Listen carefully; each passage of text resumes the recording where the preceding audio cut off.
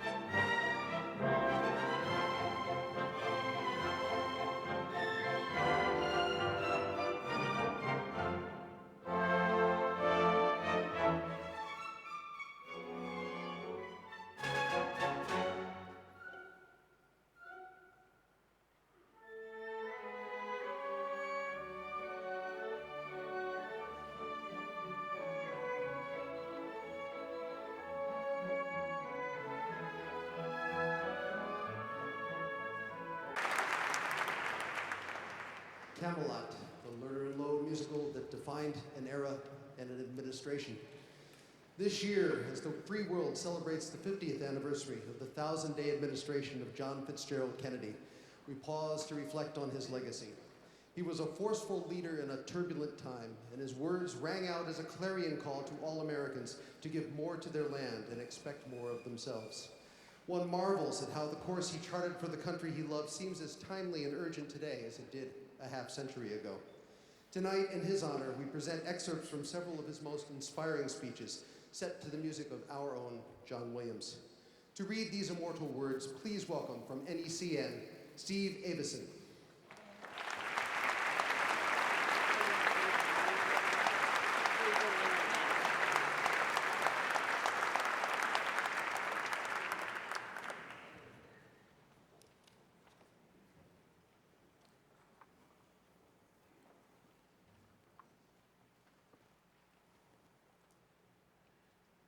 The new frontier of which I speak is not a set of promises, it is a set of challenges. It sums up not what I intend to offer the American people, but what I tend to ask of them. It appeals to their pride, not their pocketbook. It holds out the promise of more sacrifice instead of more security. But I tell you, the new frontier is here. And whether we seek it or not, beyond that frontier are uncharted areas of science and space, unsolved problems of peace and war, unconquered pockets of ignorance and prejudice, unanswered questions of poverty and surplus.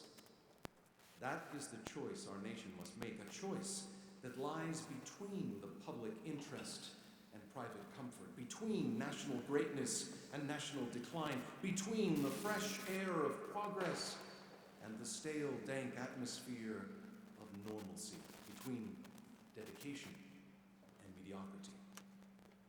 All mankind waits upon our decision.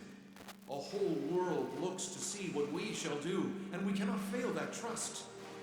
And we cannot fail to try.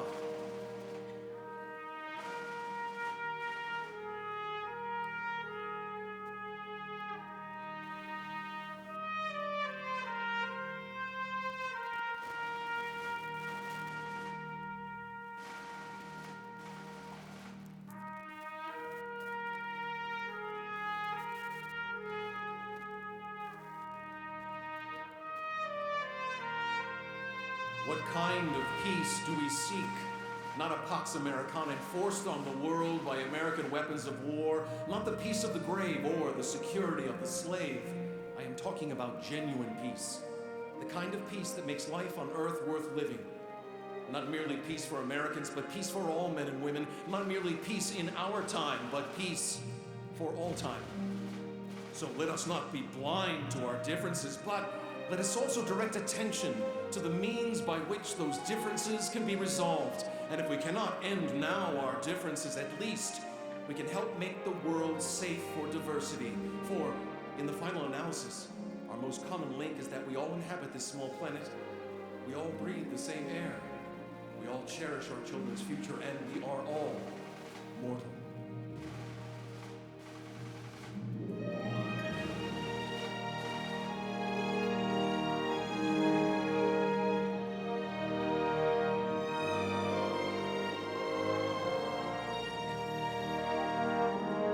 Confronted with a moral issue. It is as old as the scriptures and is as clear as the American Constitution.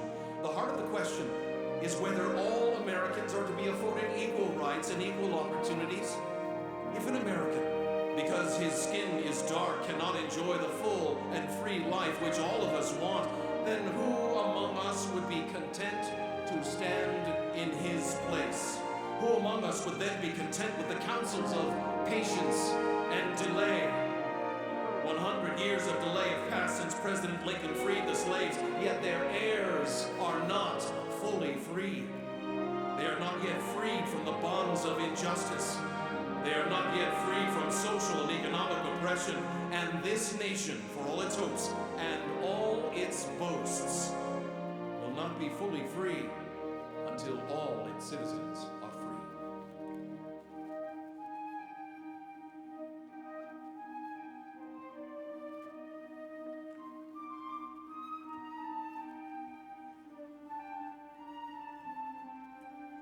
I believe in an America where the separation of church and state is absolute, where no church is granted any public funds or political preference, and where no man is denied public office merely because his religion differs from the president who might appoint him or the people who might elect him. I believe in an America that is officially neither Catholic, Protestant, nor Jewish, where no religious body seeks to impose its will directly or indirectly upon the general populace or the public acts of its officials, and where religious liberty is so indivisible that an act against one church is treated as an act against all. Finally, I believe in an America where religious intolerance will someday end, where every man has the same right to attend or not attend the church of his choice, and where Catholics, Protestants, and Jews at both the lay and pastoral level will refrain from those attitudes of disdain and division which have so marred their works in the past, and promote instead the American ideal of brotherhood.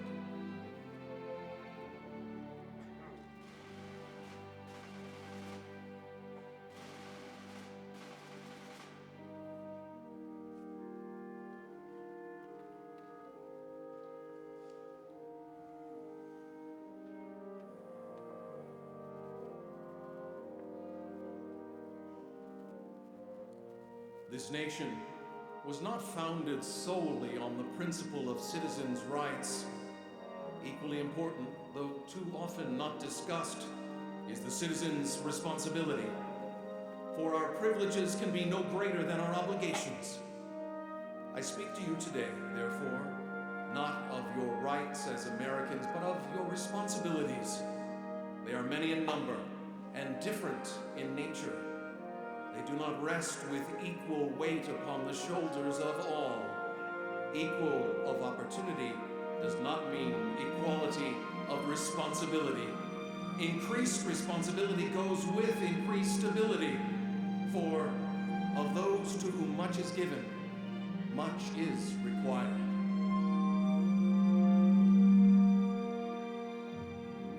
We choose to go to the moon. We choose to go to the moon in this decade and to do the other things, not because they are easy, but because they are hard.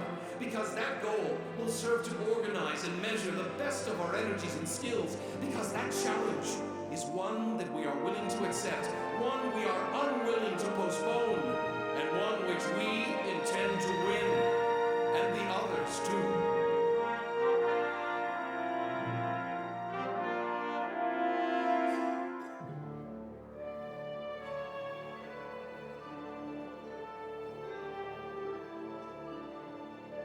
Now, the trumpet summons us again.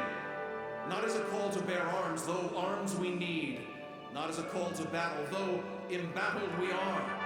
But a call to bear the burden of a long twilight struggle against the common enemies of man: tyranny, poverty, disease, and war itself. All this will not be finished in the first 100 days, nor will it be finished in the first 1,000 days, nor in the life of this administration, nor even perhaps in our lifetime on this planet. But let us begin.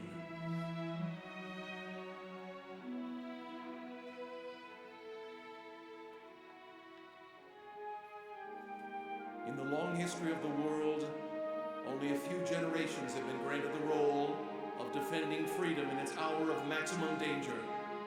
The energy, the faith, the devotion which we bring to this endeavor will light our country and all who serve it, and the glow from that fire can truly light the world. And so, my fellow Americans, ask not what your country can do for you, ask what you can do for your country. My fellow citizens